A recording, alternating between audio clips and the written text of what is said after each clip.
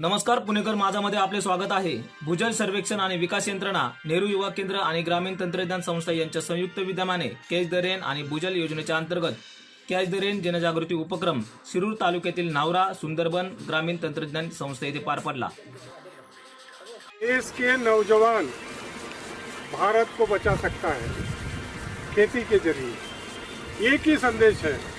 सारे नौजवान अभी आप देख रहे हो आईटी कंपनीज में जा रहे हैं, शहर में जा रहे हैं, अपनी खेती छोड़ के जा रहे हैं। हाँ, तो हमारे पास एक मिसाल है, एक उदाहरण है, जिनकी उम्र 18 साल होने के बाद जिन्होंने नेहरू युवा केंद्र में कदम रखा और नाम भी कदम है, गीताराम कदम।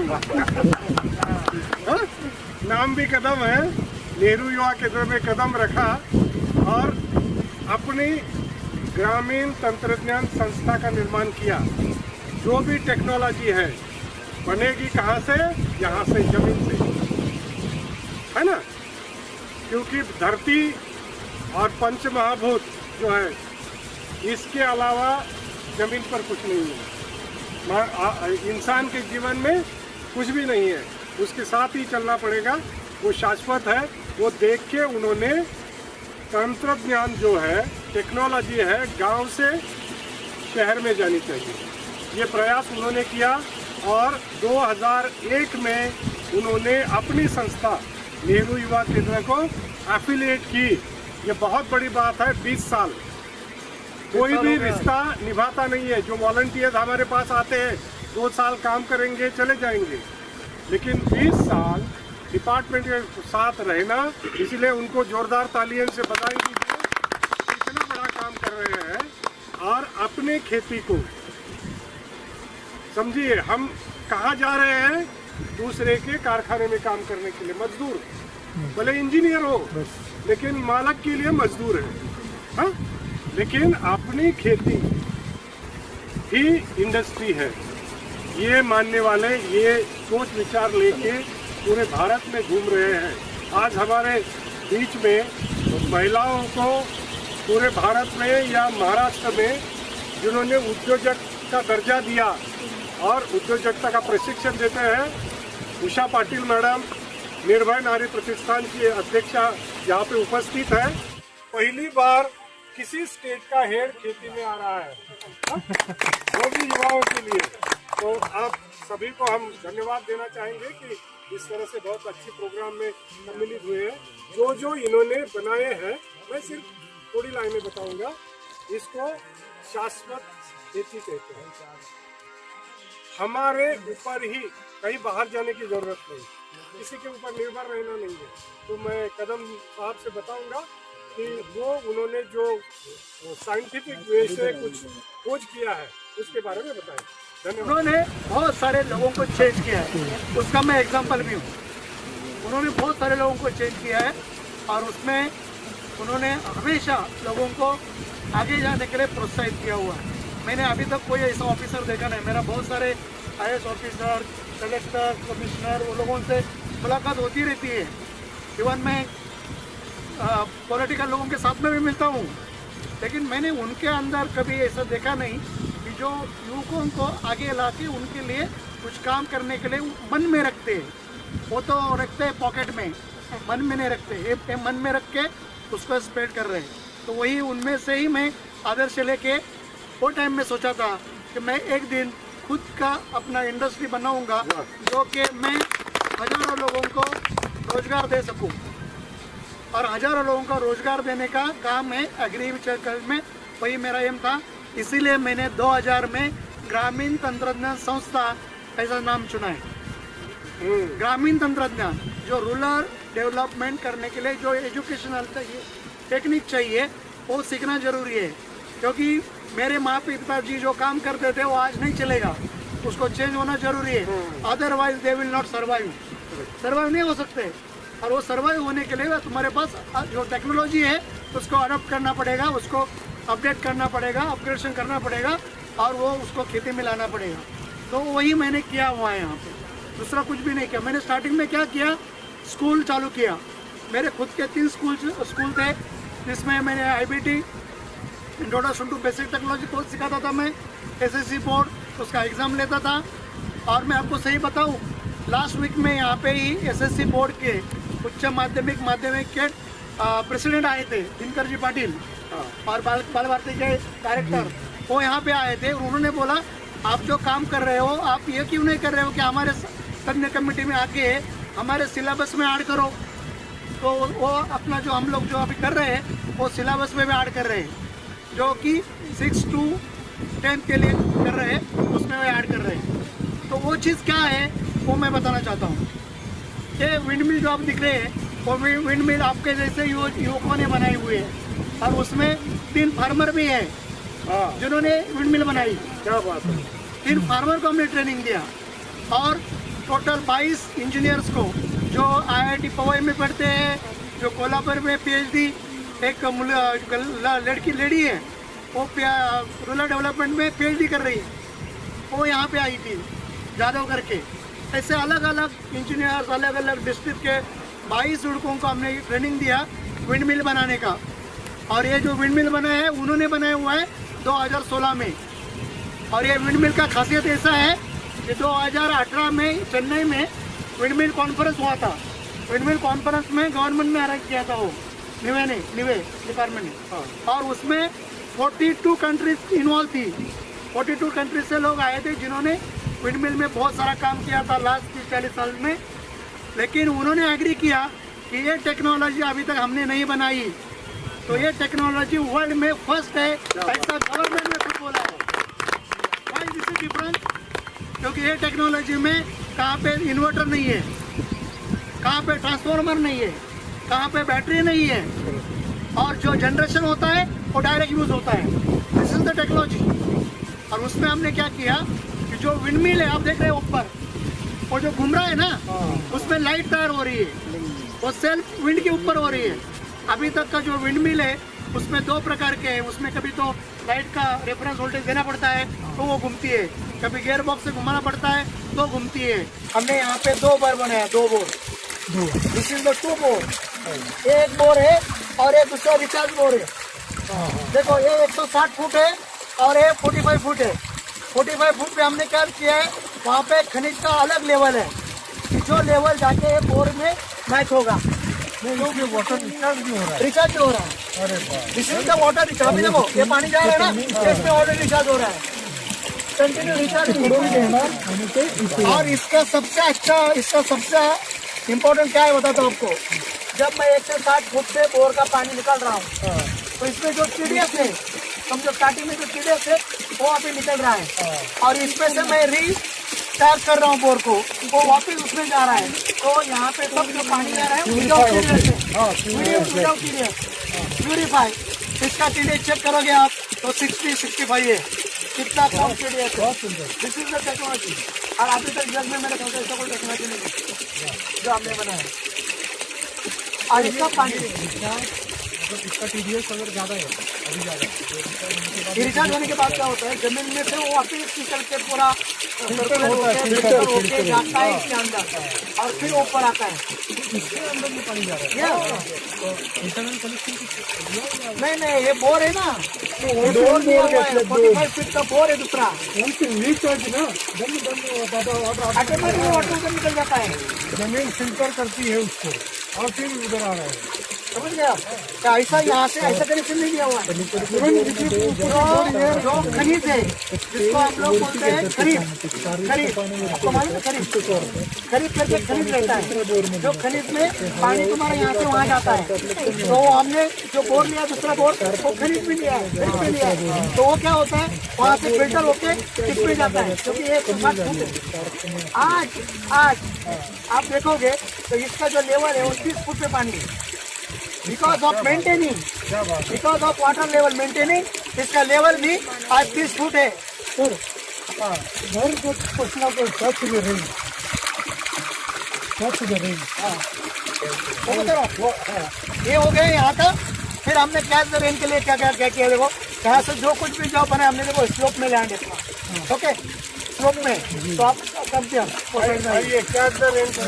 शक्ति मंत्रालय और नेहरू युवा केंद्र जो है इनको पूरे देश में ये कैंपेन अवेयरनेस का, और NSS पूरे देश में वॉलंटियर के साथ पहले अवेयरनेस कर रहा है।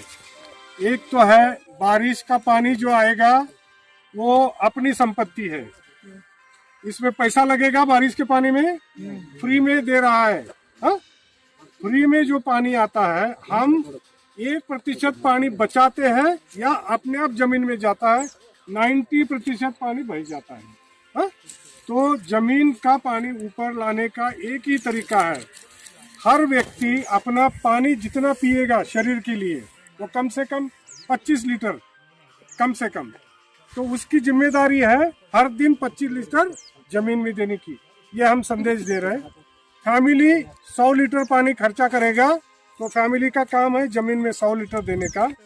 दूसरी बात है, अभी ये खेती है कितने एकड़ की है? 5 एकड़ खेती है। 5 एकड़ में जितना पानी बारिश से आएगा ये एक बड़ा डैम जितना बहेगा ना, इतना स्टोरेज यहाँ हो सकता है।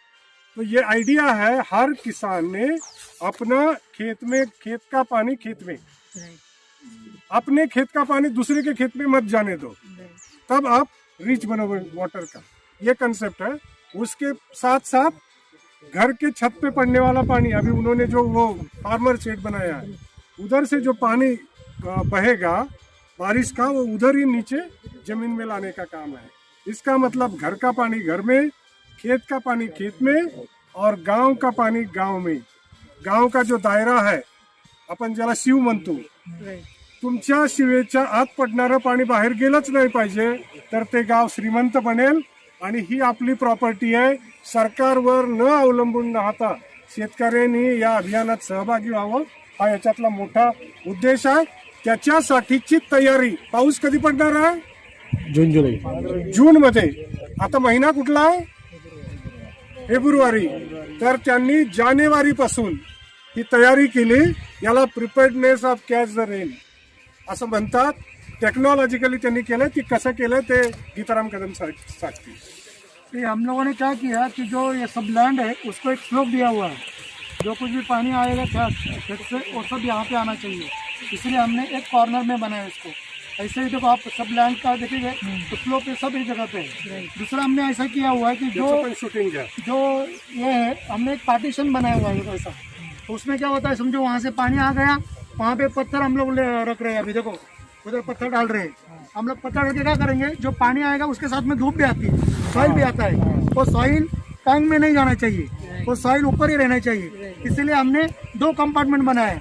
अभी तक आपने जो कुछ भी टैंक देखे होंगे ऐसे 2 कंपार्टमेंट नहीं रहेंगे, और उसमें रहेगा प्लास्टिक पेपर। हमने प्लास्टिक पेपर डालने के लिए हमने बहुत मना किया है, आज भी हमने सुबह बात किया, वो बहुत अच्छी बात। हाँ कि आप प्लास्टिक के लिए पैसा मत दे दो, खाली खोदने के लिए पैसा दे दो, ताकि वो पानी उस अपने जमीन में जाएगा, रिचार्ज हो जाएगा, भूजल का लेवल बढ़ेगा, बहुत जरूरी है। तो इसलिए हमने ऐसा एक सेपरेट ये बनाया हुआ है कि जहाँ पे कुछ भी मड आएगी तो सॉइल आएगा वो वहाँ पे इकट्ठा हो जाएगा, और उसमें से पानी, अच्छा पानी इधर आएगा, और ये पानी वापस जमीन में जाएगा तो सब लोगों को पानी मिलेगा, उसका लेवल बढ़ेगा। मैं आपको बताया कि मेरा लेवल 30-40 फुट क्यों है, उसका रीजन ये है। अभी भी नीचे गीला है, मतलब अभी गीला है, पानी गीला है। क्वेश्चन में पूछ रहा था कि ये अभी तक गीला क्यों? वही तो बता रहा हूँ कि क्या होता है, जब भी पानी आता है हम लोग स्टोरेज करके रखते हैं, तो पानी ऑटोमेटिक हमारा मंथली 3-4 बार भरता आता है। समझ गए आप? तो वो हमने किया हुआ है, क्योंकि आपको पानी की जरूरत है नहीं अभी। वही तो इसलिए तो बताया, मेरा जो बोर है उसमें हमेशा 30-40 फुट पानी रहता है, और विदाउट TDS, वो बहुत ज़्यादा इंपॉर्टेंट है। फिल्टर पानी है, आपको एग्जाम्पल किधर नहीं मिलेगा हमने जो बनाया है, क्योंकि वी हैव द इंजीनियर का जो कंसेप्ट चलता है, अलग अलग भेजा। I am the maintenance engineer, तो मेंटेनेंस वाले लोग थोड़ा फुट में बहुत ज़्यादा रहते हैं, तो ऐसे हम लोग हैं। तो ये बनाया गया है। हमने जो शेड बनाया उसको भी हमने डाउन टेक लिया है। अब सोचो ना, खेत में मैं शेड बना रहा हूँ, उसमें डाउन टेक क्या जरूरत है, सब तो खुला है नहीं, लेकिन यहाँ पे भी पानी जो है वो जो उसके ऊपर गिर रहा है वो एक जगह पे लाने का, और जो ओवरफ्लो होगा वो इसमें छोड़ने का। तो दिस इज द कंसेप्ट। तो ये हमने कंसेप्ट यहाँ पे बनाया हुआ है, और ये लास्ट 94 से अच्छा वर्किंग कर रहा है। तो 94 में से हमको कभी पानी का जरूरत नहीं पड़ा, लाइट का जरूरत हमको 2016 से कभी नहीं पड़ा, क्योंकि हमने ये बनाया हुआ है। तो इसीलिए हम लोग बोल रहे हैं कि सस्टेनेबल काम करो। तो सस्टेनेबल काम करोगे तो ऑटोमेटिक सस्टेनेबल हमारा खेत हो जाएगा, हर एक ने किया तो गांव हो जाएगा, हर गांव ने किया तो तालुका हो जाएगा। अभी हमने खेती में भी वैसा किया। देखो हो सकता है कि तुम्हारे पास कभी विंड नहीं है, क्या होता है मैं आपको दो सीजन बताता हूँ। उसमें एक रहता है जो अक्टूबर 15 से 15 मार्च अप्रैल तक सब विंड बहुत कम रहता है। अभी थोड़ा क्लाइमेट चेंज हुआ है इसलिए विंड है, लेकिन विंड बहुत कम रहता है। वो टाइम में सोलर ज़्यादा रहता है, इसीलिए वो सोलर पे चलता है। और जब बारिश 15 मई के बाद या 15 मई से अप्रैल अक्टूबर तक विंड ज़्यादा रहता है, तो वो विंड पे चलता है। इसलिए 12 महीना पूरा 12 महीना तक आपको यहाँ से एनर्जी मिलती है। और मैं चाहता हूँ कि एग्रीकल्चर में आज जो हो रहा है वो रात में 8 दिन लाइट यूज करो, दिन में 8 लाइट यूज करो। रात में जाके वो सांप काटता है, बिच्छू काटता है, वो सब आपको मालूम है। और यहाँ पे तो बहुत सारे वहाँ लायन है, ऐसा सब कुछ आया हुआ है। तो खेत में काम करने वाले कौन है? तो बूढ़े बुजुर्ग लोग हैं। नौजवान तो हम लोग खेती व्यवसाय कर रहे हैं, बिजनेस कर रहे हैं, लेकिन खेती में कौन काम कर रहा है? वो कितने बजे उठता है? अभी रात को 11 बजे लाइट आती है, फिर खेत में जाता है, फिर चालू करता है। तो हमने ऐसा टेक्नोलॉजी बनाया है कि रात को काम करने का जरूरत नहीं है। तुम दिन में चलाओ, दिन में तुम्हारा खेती का काम करो, फिनिश, रात को आराम से सो। तो ये टेक्नोलॉजी हमने डेवलप किया है और इसको हम लोग गवर्नमेंट के साथ में अटैच करके ऑलरेडी पंतप्रधान ने मन की बात में ये रखा है। तो ये मन की बात में रखा है कि हमको दिन में लाइट चाहिए, तो ये दिन का लाइट का फार्मर का सोल्यूशन है। किती अँपिअर करंट भेटतं? 4 अँपिअर 4 to 5 अँपिअर्स करंट मिळतो, त्यामुळे तुमच्या पंप चालतात 4-5 वगैरे। त्याचं अजून एक वैशिष्ट्य आहे की ज्यावेळेस तुमची विंड कमी होते त्यावेळेस तुमची फ्रिक्वेन्सी बदलते। तुमचा पंप चालवायला 50 फ्रिक्वेन्सी लागते, बरोबर आहे? तुम्हाला 50 फ्रिक्वेन्सी सुद्धा गरज नाही, 19 फ्रिक्वेन्सी पर्यंत पंप चालतो। फक्त तुम्हाला पाण्याची क्वांटिटी कमी होते, पण पंप जळत नाही, कारण याच्यामध्ये सिस्टीम अशी आहे की तुम्हाला जे सिंक्रोनायझिंग होण्याची सिस्टीम असल्यामुळे तुमचा व्होल्टेज आणि करंट ते प्रॉपर मेंटेन केलं जातं आणि तुमचा पंप जळत नाही। 2016ला या विद्यार्थ्यांनी जॉईन केलेलं आहे आणि आजपर्यंत कंटिन्यू चालू आहे। त्याच्यामध्ये इथं आम्ही पॅनल जोडलेले आहेत, नवीन एक आम्ही पॅनल जोडायचं मुलांना शिकवतो रिन्युएबल एनर्जीमध्ये। हा कन्सेप्ट आम्ही शिकवलेला आहे, विंड आणि सोलर कॉम्बिनेशन करा आणि तुम्ही चालू करा। त्याच्यामध्ये दुसरं आहे सेफ्टी। समजा कधी कधी पावसाळ्यामध्ये 600 व्होल्टपर्यंत जातो, म्हणून आम्ही या ठिकाणी डंप लोड केलं आहे। डंप लोड ज्यावेळेस जास्त इलेक्ट्रिसिटी 450च्या वरती जाईल, 400च्या वर जाईल, त्यावेळेस या ठिकाणी या डंप लोडमध्ये जातो, म्हणजे युनिट पण सेफ राहतं, इन्स्ट्रुमेंट पण सेफ राहतं। आणि वरती तुम्हाला तो बेल दिसतो बघा, टेलपोस्ट दिसतं, टेलपोस्ट, त्याच्यावरती एक पातळा बघा छोटासा पुढे अँगल लावलेला आहे। तो अँगल काय करतो? त्या विंडमिलला जास्त पासून रिस्ट्रिक्शन करतो, कंट्रोल करतो, उसको कंट्रोल कर रहा है। हाँ सुनो सॉरी आई फॉरगेट। तो वो विंड मिल है, वो टेलपोस्ट की वजह से वो थोड़ा उसको कंट्रोल करती है स्पीड को, that is called governing. Wind mill को गवर्निंग करने का काम भी सेल्फ मैकेनिज्म वहाँ पे है, और वो स्पीड कम करती है, और स्पीड कम करके जो ज़्यादा वोल्टेज होता है उसको कंट्रोलिंग होता है। ऐसा प्रकार से सिस्टम है, और गवर्नमेंट इसको जल्दी सब्सिडी देने का प्लान चल रहा है। हम लोग उसके साथ में ऑलरेडी काम कर रहे हैं। सर पहिलं तर म्हणजे मला सांगायचं की आपल्या भारतामध्ये जास्त करून पोल्युशन वाढायला लागले, आणि पोल्युशन वाढल्यामुळे ना म्हणजे आता पोल्युशन आता जे वाढत चाललंय, आता आपली पिढी तर ठीक आहे, पण यानंतरच्या पिढीचं काय होणार याचा आपण विचार करणार आहोत ना अगोदर।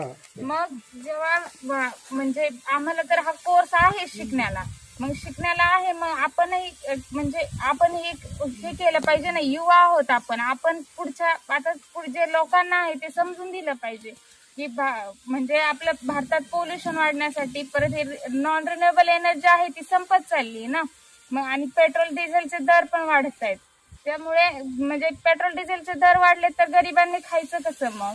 मग त्यासाठी जे सर्वसामान्य लोकांना परवडेल असं आपण हे जसे सोलर ड्रायर वगैरे आहेत ते सर्वसामान्य लोक पण बनवू शकतात। मग ते सर्वसामान्य लोकांना आपण म्हणजे अशा समजा कार्यशाळा वगैरे का काढल्या तर आपण पण दाखवू शकतो ना सर्वसामान्य लोकांना की कसं बनवायचं, काय करायचं. परत पेट्रोल डिझेल, बायोडिझेल वगैरे सगळं आपण म्हणजे घरी सर्वसामान्य लोक बनवू शकतात. मग एवढ्या महागाच्या जे नॉन रिन्युएबल एनर्जी वापरण्यापेक्षा रिन्युएबल एनर्जी वापरली तर आपल्यालाही फायदा आहे आणि येणाऱ्या पिढीलाही फायदा आहे. मग त्यामुळे म्हणजे आम्ही जो हे केलं आहे ते आम्ही जो कोर्स करतो वगैरे, आम्ही जे म्हणजे हे शिकतोय ते आम्हाला पुढच्या लोकांना वगैरे सांगायचंय की नॉन रिन्युएबल एनर्जी पेक्षा रिन्युएबल एनर्जी वापरा आणि आपल्या पर्यावरणाला वाचवा. हे सर्वांना सांगण्यासाठी आम्ही हे सगळं शिकतोय. की आता आपण जे ट्रॅडिशनल एज्युकेशन, मेडिकल किंवा इंजिनिअरिंग किंवा अजून फार्मसी या ते करण्याच्या ऐवजी तुम्हाला BVOC का करू वाटलं, का वळू वाटलं त्या याला, कसा कोणता क्रांतिकारी निर्णय तुम्हाला डोक्यात आला की आपण ह्या कोर्सकडे वळावं? फर्स्ट ऑफ ऑल मी सांगू शकतो की हा जो तुम्ही ना मेडिकल ट्रॅडिशनल जे आपण हा जो बिझनेस वेल सेटल आहे, ऑलरेडी सेटल आहे तो. हा जो बिझनेस तर वेल डेव्हलप होता, आता डेव्हलप नाही, याची पाया भरणी आता होत आहे. तर तुम्ही याच्याकडे जास्तीत जास्त जवळ इकडे का आपण घेतलंय ना, तर ठीक आहे सर. याच्याबद्दल आमची वेगळी आहे की सण हा कधीच न संपणारा सोर्स ऑफ एनर्जी. आणि non conventional energy like as a coal, oil is a लाखो वर्षापासून ते का जमिनीत साठलं, त्याच्यावर आता पण वापरायला मिळत आहेत आपल्याला. काही दिवसांनी ते संपणार, त्याच्यामुळे ते हा पण याचा की उपयोग घेऊन आम्ही इकडे ह्या क्षेत्रामध्ये आलो आणि हा एक न्यू बिल्डअप करण्यासाठी आम्ही. Very good, perfect answer. क्रांतिकारी निर्णय आहे. शाश्वत एनर्जी जी आहे त्याचा वापर करून तुम्ही बिझनेस सुरू केला, बंद पडण्याची शक्यता कमी आहे. Very good. मैडम के नेतृत्व में किया, बहुत शानदार तरह का है. हम ये जानना चाहते हैं ये एनर्जी, ये इंस्पिरेशन आपको कैसे आई? क्योंकि हमारे साथ कोलकाता की बहनें भी है. गांव में आके आप 10 दिन, ये 10-15 दिन यहाँ रुक रहे हैं. 1 महीना यहाँ रुके हैं. आप देख रहे हो, जब हम कहीं रुकने जाते हैं तो हमको लगता है कि रूम अच्छी हो, AC होनी चाहिए, गद्दे होने चाहिए. ये ऐसे इसमें सो जाते हैं और अपना मकसद बहुत बढ़िया, क्योंकि ये अभी सिर्फ शिरूर में नहीं, इस गांव में नहीं, पूरे देश में नौजवानों ने बनाया मॉडल.